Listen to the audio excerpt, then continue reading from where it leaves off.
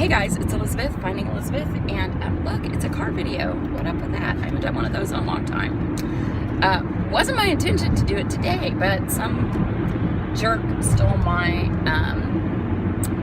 Kindle while I was at the gym, which is what I usually use to make videos. So I'm on my way to LA for an event at Google, and I just thought I'd make a quick video on the way there. So for a couple of weeks, I've been talking about a new series of videos that I want to do that I'm kind of calling On Becoming. They aren't strictly related to weight loss surgery patients. They're more about the emotional and spiritual side of my life. I have spent a lot of years involved in psychotherapy. I spent a year in psychoanalysis daily. I do a lot of reading and meditation and other things that and I feel that I have been in a very fortunate position that I have the time and flexibility in my schedule to do some of these things. And so I wanted to share and start a discussion about some of these things on YouTube. From a weight loss surgery perspective, when I started this channel, I titled it Finding Elizabeth. And I think that was me sort of, I don't know that I put a huge amount of thought into it at the time, but it was really about, okay, who's underneath all these layers and layers of fat? Who is that person? And I've pushed everything about her down for so long with food. I have isolated so much that I don't even know who that is anymore. And over the past few months, I have really come to believe that yes, I found Elizabeth, and her name is Liz. But I feel like I am although my life is not perfect by any means, I am in a place in my life where I truly do believe that I'm a good person. I am deserving of love and friendship and relationships and all the good things in my life that for many, many, many years I did not think that I was deserving of. And I think that some of this emotional, spiritual stuff is, as well as losing the weight, as well as having relationships with people, because before I lost weight, I was very isolated. So I only had, in my experience, predominantly my own head talking to me about me. And those of you who have ever been in that experience, it's not usually the best place to be. Your head can be an asshole. So I feel like I'm in that position. From a weight loss perspective, I will bring this up from time to time because I feel like it's the biggest challenge that I've overcome in my life. I went from more than 400 pounds, a 67 BMI, to a relatively normal sized woman who was strong, fit, healthy, confident in pretty much all areas of my life. And losing weight was part of that, but it wasn't the only part of that. But so even though this isn't directly about weight loss surgery, I feel that this is a component that is missing from pretty much every area of support for those of us who have lost a significant amount of weight, from our healthcare providers to support groups to the organizations that currently exist. I think everybody's doing important work, but the focus is primarily on the surgery. And I think both weight loss surgery patients, before they embark on this, as well as just the general public think that once you lose this weight that has held you down for so long, your life will be perfect and everything else will work itself out. Well, we all know that that is not that's not the case. And we also know that so many people regain the weight after weight loss surgery. Well, I am one person who is committed to not ever letting that happen again. And I feel like there are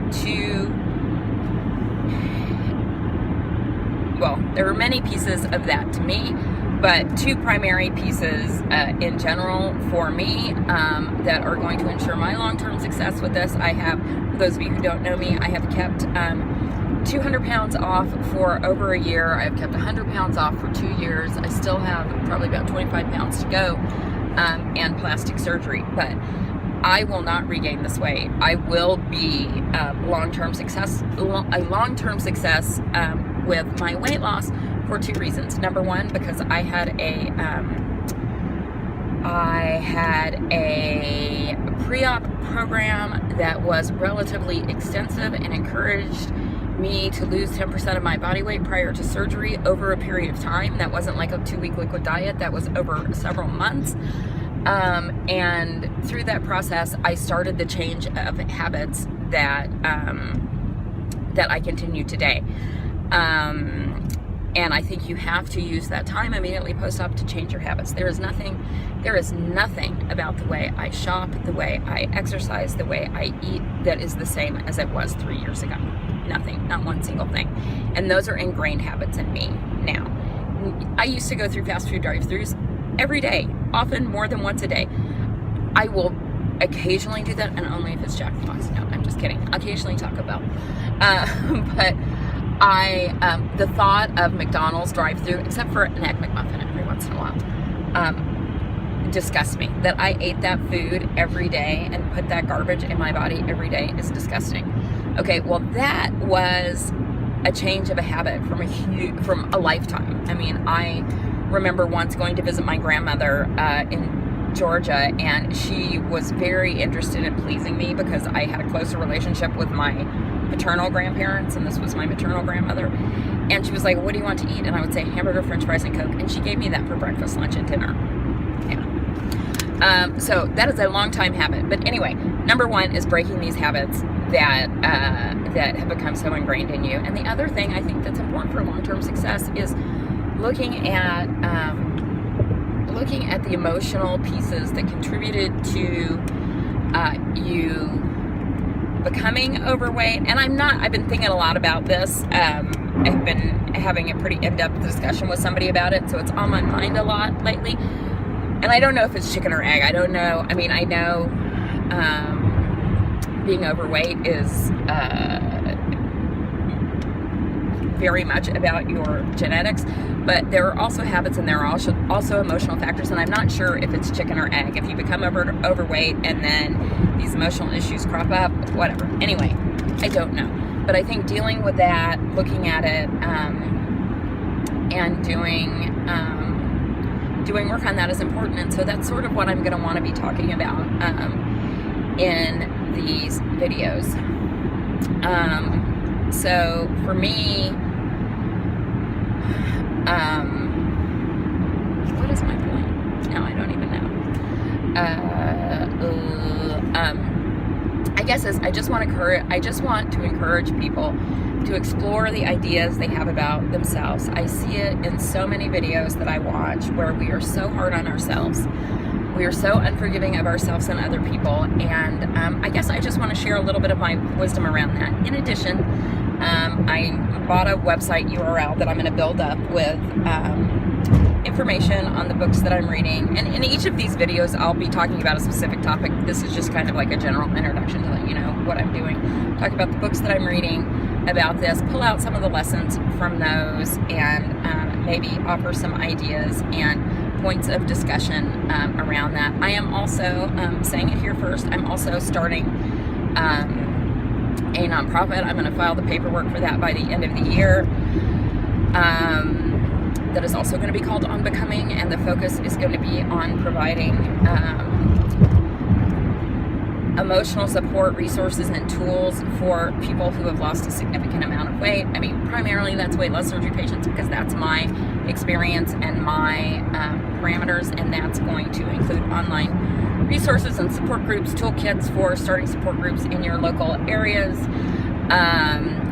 probably book groups and tips on setting those, along with suggested books and questions. All of that stuff, any online resources, any Google Hangout stuff, all that stuff is going to be available at no charge to anybody who wants it. But I'm also going to be putting together some retreats that would be facilitated by therapists, eating disorder people, etc. Of course, the retreats, and maybe a conference at some point. And this is going to be over time. I have a busy life, but this is really important to me, and I feel like it is my life's work. My professional expertise is nonprofit fundraising and organizational development and strategic planning. So I feel like I'm in a unique position as someone who has lost 200 pounds and whose career is focused in this area to do something like this. Conferences and retreats, of course, there would be a cost for, but I also would hope to fundraise so that we could scholarship people into some of those events. I think that another key for me about being that has led to my success is the support, friendships, camaraderie, and sense of belonging that I have received in the YouTube community.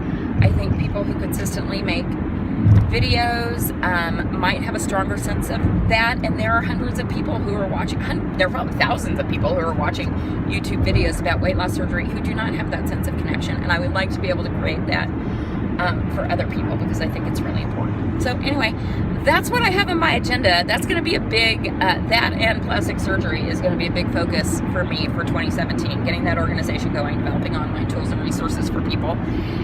And yeah, so that's sort of going to be my focus in 2017. So that's what On Becoming is. I ordered a new Kindle. I will maybe make a video this weekend, but I doubt it. But guess what? Less of Sarah's going to be on The Naked Truth this weekend, so you want to watch that.